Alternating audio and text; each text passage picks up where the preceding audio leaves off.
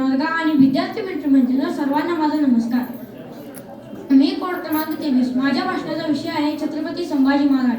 मृत्यूलाही मात देईल असा त्याचा गनिमिकावा, मृत्यूलाही मात देईल असा त्याचा गनिमिकावा, झुकले नाही डोळे त्याच्या असा माझा शुभाचा छावा, असा माझा शुभाचा छावा.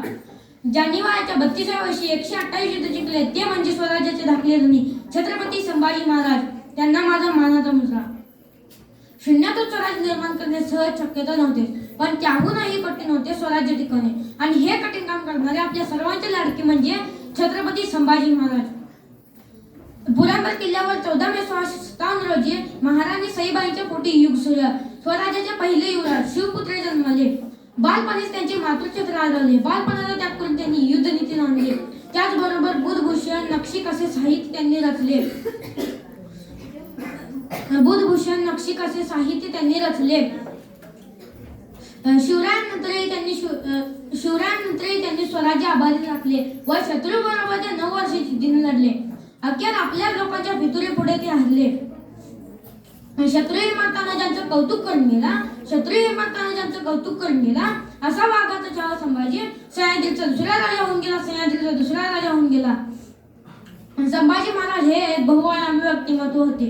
त्यांनी केवळ त्यांचे लष्करी पराक्रमाच नव्हे तर कलात्मक व बौद्धिक प्रयत्नांचे प्रदर्शन केले. साहित्य, कविता व संगीत यासह विविध विषयांचे ज्ञान त्यांना होते. रुद्राचा अवतार वाघाचा ठसा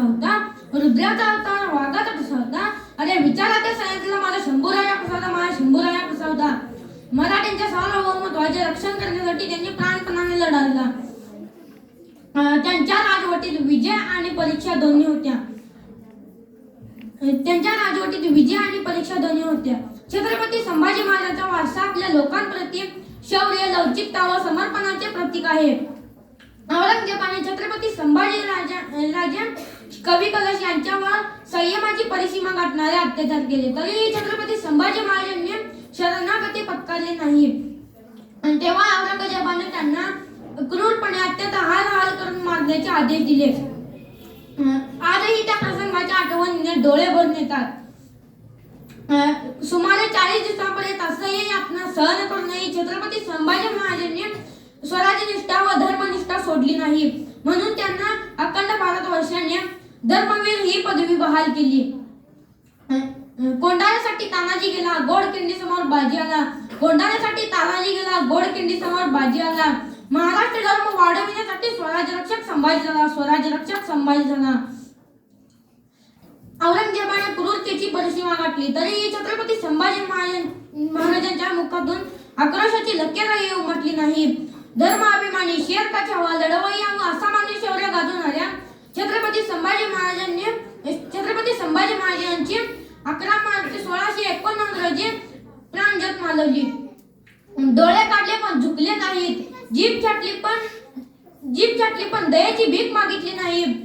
हात तुटले पण झुकले नाहीत, पायही तुटले पण गुडघे टेकले नाहीत. प्राण देऊन धर्माला कला, स्वराज्याला भगवा फडकवत ठेवला. अशा स्वराज्य रक्षक धर्मवीर छत्रपती संभाजी महाराजांना माझे विनम्र अभिवादन. प्रौढ प्रताप पुरंदर, महापराक्रमी रणधुरंदर, क्षत्रिय कुलावतंस, सिंहासनाधीश्वर, महाराजाधिराज, श्रीमंत श्री श्री श्री छत्रपती संभाजी महाराज की जय. धन्यवाद.